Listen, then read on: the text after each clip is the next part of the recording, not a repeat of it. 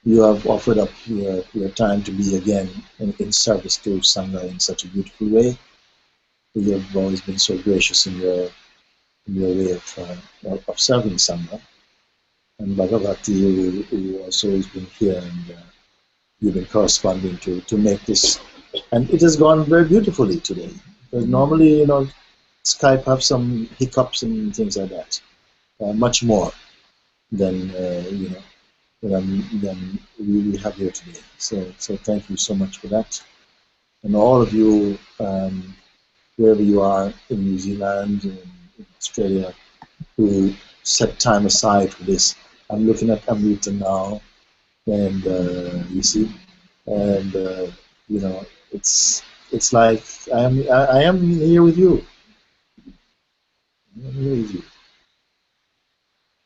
See, when we meet like this, it's this Alinda.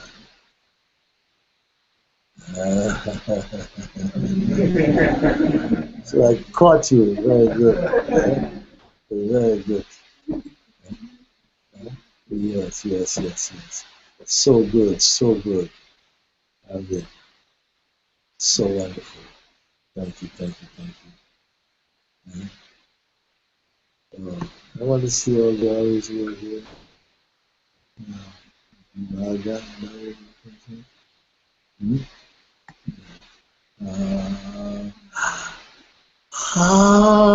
Look here. Good heavens.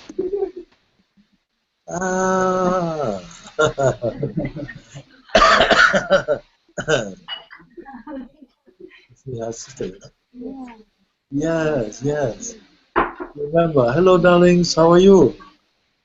Hello, Mooji. Oh. So beautiful to see you. Hey. Yeah, and hey, Neha and Amari, they send their love. Yes, of course.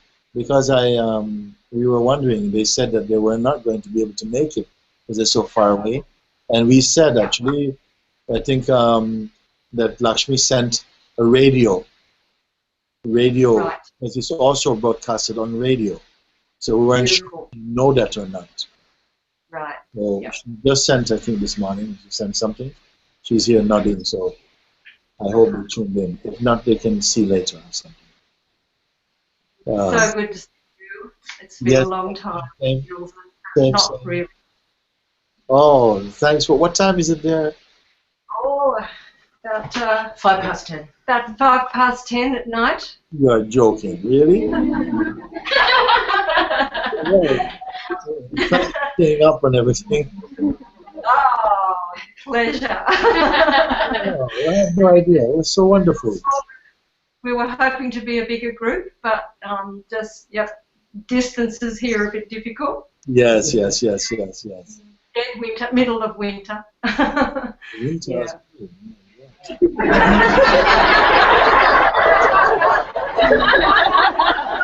Are we on the same planet or what? Just down under. So much love. You've answered any question we may have had. Everybody's asked it. Thank you, my love. Oh, great. Thank you. Okay. Love you so much. Love you too. So, we're looking now. Okay. This is Gita Shri. Wonderful. Look here. So good. It's 10 o'clock where you are too? Okay. Wow. I'm very, very happy that we could catch you then before you went off to bed. You in your pajamas or what?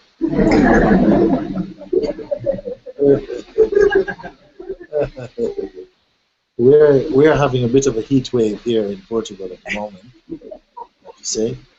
And we're going to show you some of the Sangha soon. Yeah, here. Thank you for today. Yudashi, my darlings. Thank you. Helen. Am I seeing Helen? Hello, Helen. Hello, Mooji. Lovely to see you. Oh, thanks. Nice to see you. Very good. Very good. Great to know.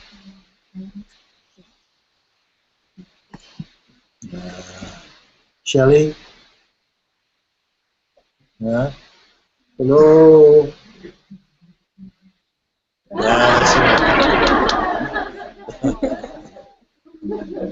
All good?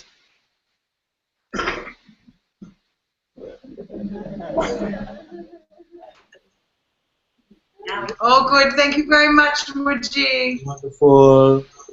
Thank you. Lovely to see you. You too. Yeah, very nice. Very nice.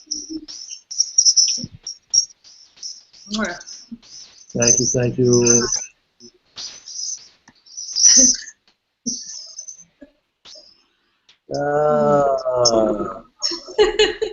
Shivani and Lucia, all this wonderful.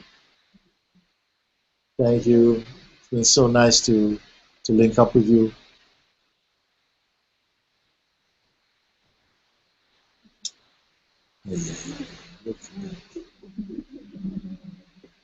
Full love, full love, full love. Okay.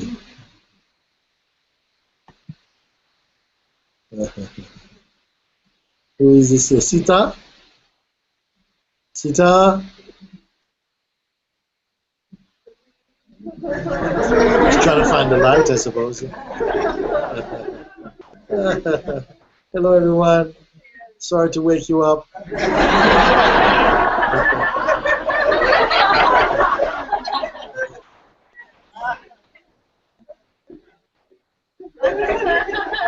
Hello, darlings.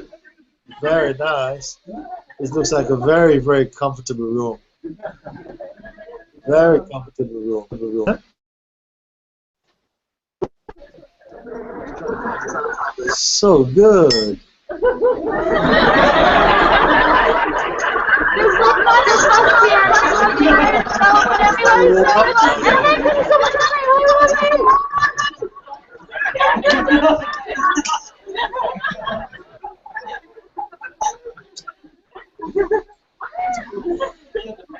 I'm coming So to hold his good. hand. I'm coming to hold his hand. You are. Oh, very good. Very good. So good. Look at that. So where are you then? Where are you at the moment? Which part of Australia? We're in Melbourne. We're in Melbourne. In Melbourne. Okay. Very Yeah, we're a big nice. city. We can say we'll sort you out. We'll sort you out.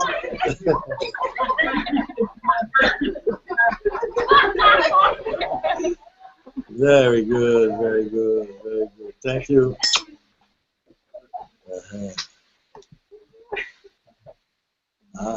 Wendy. Hi, darlings.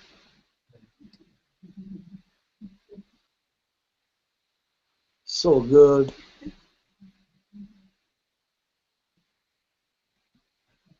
Thank you. Thank you. Wonderful.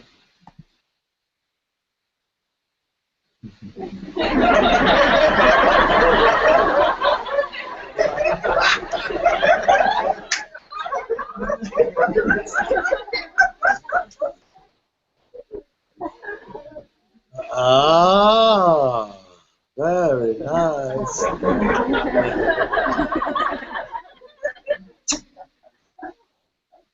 Very good. Lovely to see you guys. Very nice. Where are you at the moment then?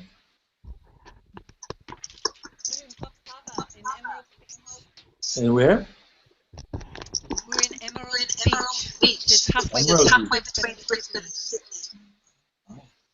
Amrita. Amrita. Yes. Yes. No, you're on Emerald Beach, you say? Yes, we're at Emerald Beach and we're on Silent Retreat. But we're not silent. Not tonight. But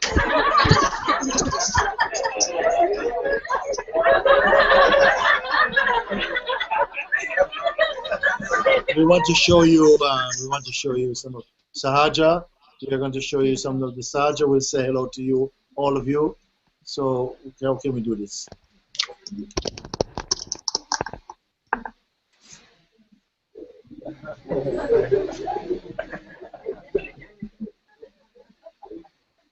Wow.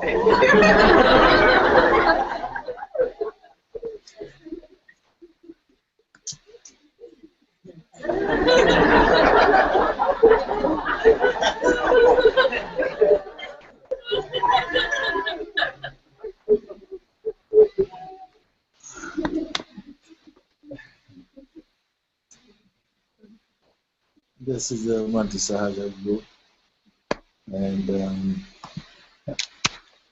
Pavati, when are you coming here? For the retreat coming? I'm coming for the retreat, Guruji. This is very good.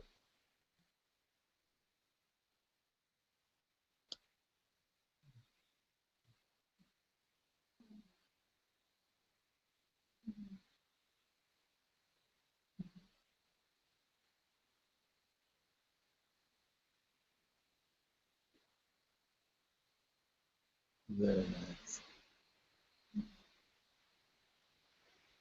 Okay, thank you for today, everyone. Love, love, full blessing, love. Complete, complete, complete, complete, complete. Love you, Guruji. Love you, love you, love you. Much.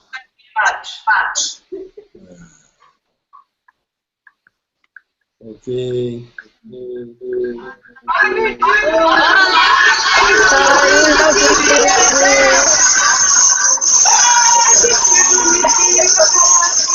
Mooji ki jai.